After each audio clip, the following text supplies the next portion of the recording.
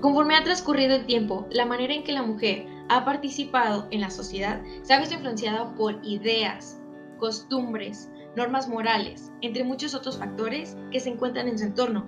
No obstante, como veremos en el video, estos factores no son determinantes, pues han logrado hacer cambios que nos permiten el día de hoy disfrutar y gozar de nuestros derechos. Por este motivo, abarcaremos 6 periodos de tiempo: la antigüedad, la Edad Media, la Edad Moderna, el Renacimiento, el siglo XIX y el siglo XX, para esta forma desarrollar la historia de la mujer, tomando en cuenta los movimientos sociales y feministas que han surgido.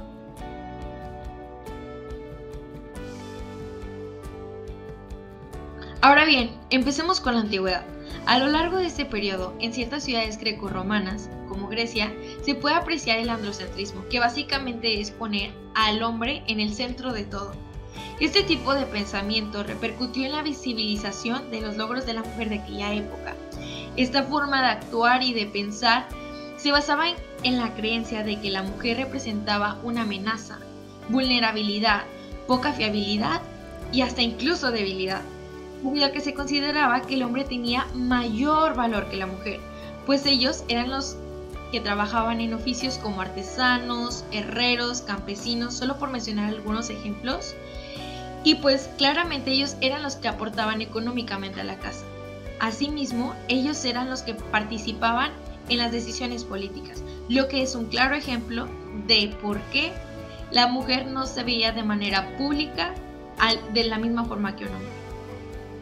La mujer, en cambio, era partícipe únicamente del bienestar y la formación de los hijos. En ocasiones se le podía ver trabajando en actividades agrícolas o de confección de vestimenta, siendo así que el espacio privado era el único lugar en el que se le permitía estar. Sin embargo, aún ahí, junto hijos y esclavos, eran dependientes de la jurisdicción de quien fuera cabeza de familia. Por otro lado, en ciudades como Esparta, la mujer tiene una participación activa tanto en el ámbito social y educativo, hasta puede ser poseedora de herencias. Un ejemplo de una mujer sobresaliente fue Hipatia, quien fue la primera matemática, astrónoma, científica de la historia. Ella hizo comentarios sobre las soluciones de ecuaciones algebraicas y sobre las teorías de los números. Como se observa, a pesar de que usualmente las mujeres no son comúnmente mencionadas cuando se hace referencia a este periodo, si se indaga a una mayor profundidad, es imposible encontrar que gracias a ellas tenemos contribuciones que nos han aportado hasta nuestros días.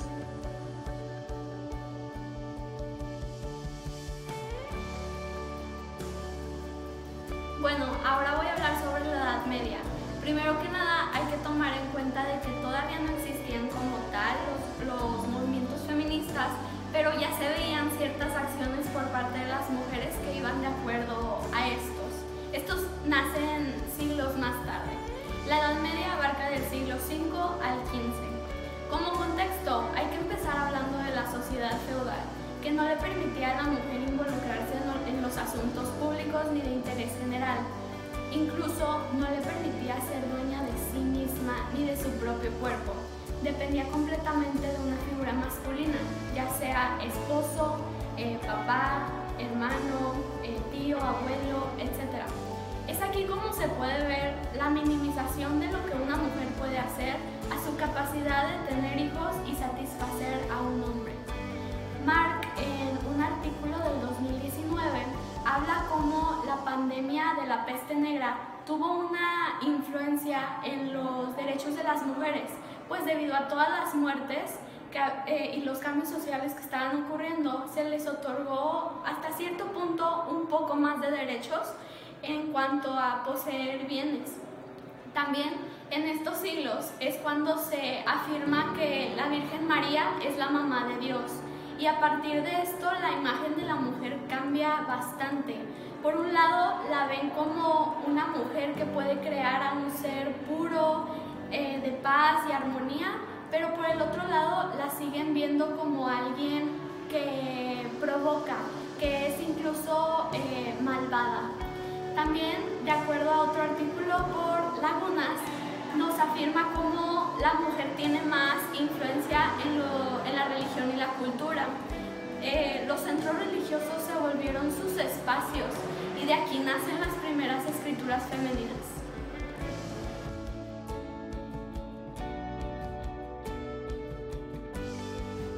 Ahora vamos a hablar de la Edad Moderna. Las características consideradas de la sociedad industrial ya estaban presentes en la Edad Moderna. Los núcleos familiares eran afectados por hogares solitarios, por lo que se pone, menciona el autor, fin a la consideración de las mujeres como sujetos pasivos, al hacer emerger su plena implicación en el entramado social y jurídico que condicionaba la vida de los individuos y su importante papel en las redes sociales. La dote era la base de ahorro de la esposa y abría la posibilidad para el patrimonio vinculado. Las viudas renunciaban a la restitución de esta para seguir viviendo en la casa del difunto marido para su herencia. La familia no era ajena al capitalismo creciente, pues se buscaba la fortuna y el estatus. Por otro lado, la mujer tenía más libertades al estar casada. Sin embargo, había viudas que salían adelante al hacerse cargo de los negocios o empleándose en un trabajo. Las condiciones de casado otorgaban estatus, tenían mayor consideración social y también compartían reconocimientos derivados de la posición del marido, aunque suponía una merma para la personalidad jurídica. La mujer contraía obligaciones, más que nada centradas en la administración del patrimonio y al cuidado de la intendencia familiar. Esto ya que hubo un avance progresivo, en el cual la mujer fue ganando poder poco a poco al gestionar la renta de la familia y las donaciones. Asimismo, las disposiciones testamentarias dejaban en manos los bienes a la mujer y en quien iba a proceder la herencia. Las disposiciones trentinas también ayudaban a la libertad de contrayentes, al fortalecimiento de la autoridad materna y en constituir a la mujer como tutora y curadora de sus infantes. La lactancia y los inicios de divulgación médica en el siglo XVII llevaron a investigaciones y a promover campañas de ciertos grupos sociales. Sin embargo, había mucha oposición y mucha desconfianza. Fue a partir de 1750 que el cuerpo femenino se fue idealizando, en el sentido de la intimidad de la persona. Así es como también que se sustituyó la comadrona, que más que nada ayudaba a la mujer en el proceso de parto y cosas relacionadas, con ya médicos. Se decía que también aparte que una mujer ejercía autoridad de modo varonil cuando tenía influencia y era influyente. Los conceptos de mujer y poder han tenido unas relaciones difíciles desde muchos años. En el mundo del saber, por mucho tiempo no hubo mujeres, más que nada por el peso de los clérigos. Escritoras de los siglos XVII y XVIII destacaban por su valor y talento al escribir. No obstante, obligaban a las mujeres a disimular su cultura y cómo vivían, pues tenían límites muy estrictos. Otro caso fue el de las santas. Generalmente era su conducta las que las distinguía, sin embargo había excepciones como la de Teresa de Jesús, quien defendió el discernimiento femenino y tenía la autoridad para difundir el evangelio dentro de su convenio. En el siglo XVIII, las mujeres ocupaban espacios en las bibliotecas con sus escritos. La afición por la lectura surge y aumentan las obras dedicadas a las mujeres, más que nada centradas en la formación moral y la formación social. Los hombres no habían escrito nunca tanto para mujeres, y siendo en este caso muy persuasivos, pero algunas ilustradas lo veían como cantos de sirena, una trampa.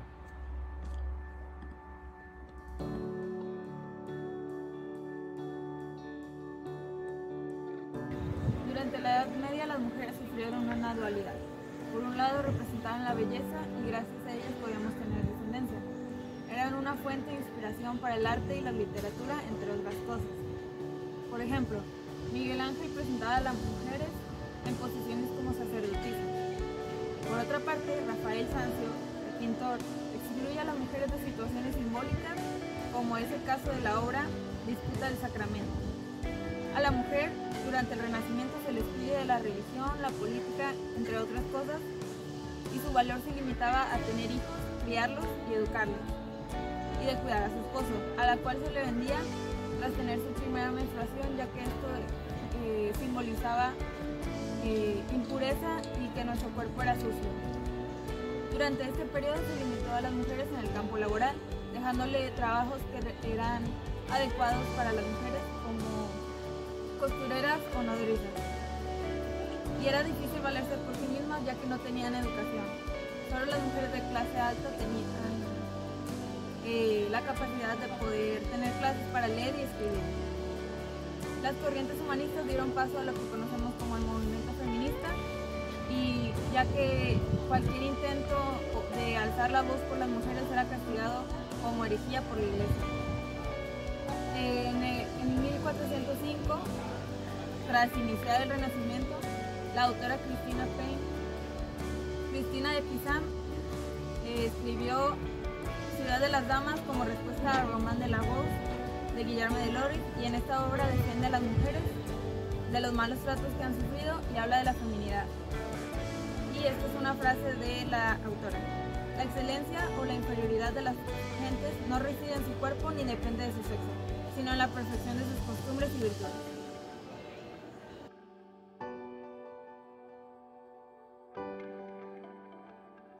El origen del feminismo, movimiento que produjo cambios estructurales como el trabajo asalariado para las mujeres, el derecho a la educación y la intervención de la mujer en la política, fue establecido en el siglo XIX.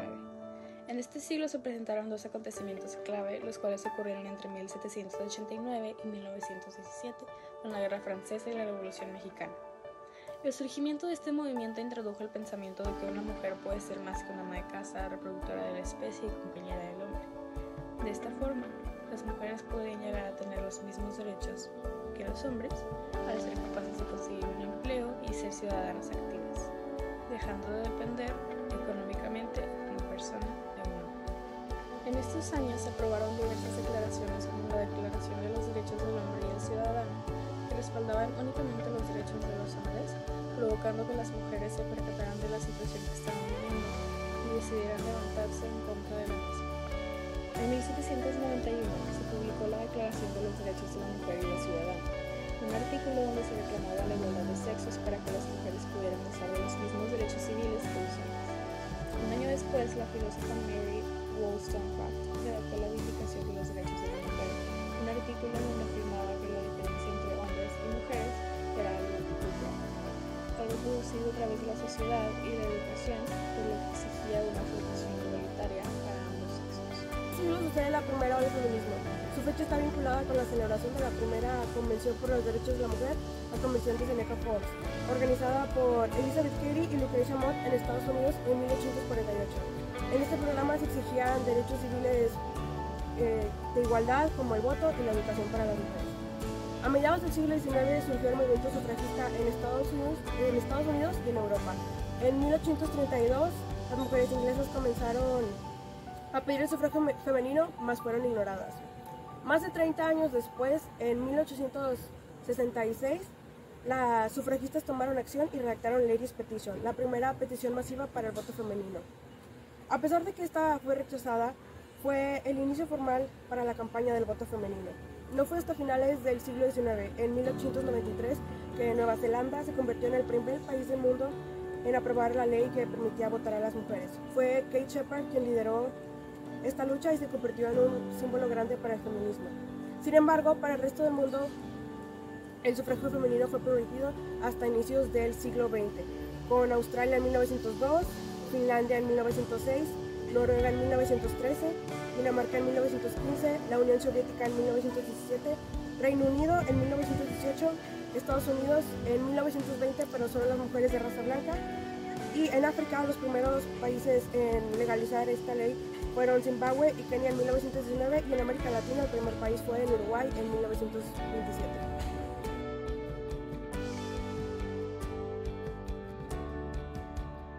A mediados del siglo XX, en el año 1949, el libro titulado El segundo sexo, escrito por la feminista y filósofa Simone de Beauvoir, fue publicado.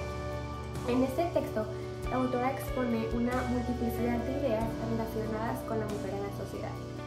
Estas en cómo se desarrolla en ella bajo una dominación masculina, dejando de lado su razonamiento propio y voluntad en su actuar. Hasta el día de hoy, Simone de Beauvoir es reconocida como una Gran figura en el movimiento feminista y la popularidad de sus escritos son una gran prueba de ello. Pasando al gran acontecimiento de la segunda ola del feminismo y tomando en cuenta los hechos que formaron parte de este suceso, el movimiento vio sus inicios en la década de los 60 y su concentración fue en Europa Occidental y Estados Unidos. En este movimiento, aunque los diferentes grupos feministas tenían un mismo objetivo de liberar a la mujer en cuanto a las desigualdades, la manera de conseguir esto y las explicaciones que se le daba a este fenómeno a combatir variaban. Mientras que el feminismo liberal concentraba sus esfuerzos en la modificación jurídica, el feminismo radical tomaba en cuenta el patriarcado como la causa de la desigualdad y violencia por parte del hombre hacia la mujer y por ende los esfuerzos se tendrán que concentrar en su derrocamiento. Por otra parte, el feminismo socialista también seguía estas ideas del feminismo radical. Sin embargo, agregaba al capitalismo como un factor determinante en la opresión hacia la mujer. Estos tipos de feminismo que se vieron en la segunda ola del feminismo no solo nos demuestran la multilateralidad y complejidad del movimiento, sino que también nos proporcionan enfoques desde los cuales podemos analizar problemáticas sociales de hoy en día. Esto trae una gran ventaja, ya que si seleccionamos el enfoque más apropiado dependiendo de la naturaleza del problema, se pueden llegar a construir soluciones adecuadas, viables y efectivas para combatir ese mismo problema. El siguiente movimiento del cual se hablará es la tercera ola del feminismo, o también llamada la de los derechos sociales de las mujeres. Esta ola abarcó desde los 80 hasta la primera década del siglo XXI. La gran diferencia entre la segunda ola y la tercera es que ya no se pretende homogeneizar el movimiento y también hay más conciencia sobre las diferencias entre feminismos. Se pretende incluir a mujeres de diferentes razas, clases sociales y orientación sexual. Se considera de mayor importancia romper con el status quo femenino y resignar los roles de ama de casa y de cuidado de los niños. Se intenta también responder a preguntas como ¿qué es ser mujer?, ¿qué quieren las mujeres?, ¿qué es la feminidad?, de una forma en la que nunca antes se había respondido. La libertad para las mujeres dentro de la tercera ola conlleva participar en diferentes aspectos de la vida pública y privada, ejercer su sexualidad con total libertad, poder denunciar cualquier abuso o violencia y destruir los estereotipos de belleza. Dentro de la lucha durante la tercera ola también surge la despenalización del aborto y el derecho a decidir sobre la reproducción. También se comenzó a hacer énfasis sobre la desigualdad de beneficios profesionales, salariales y políticos que perjudican a las mujeres. A su vez, en la década de los 90 surgieron bandas de punk rock feminista en un movimiento conocido como Riot Girl, en donde combinaban la cultura punk con la política, feminismo y estilo.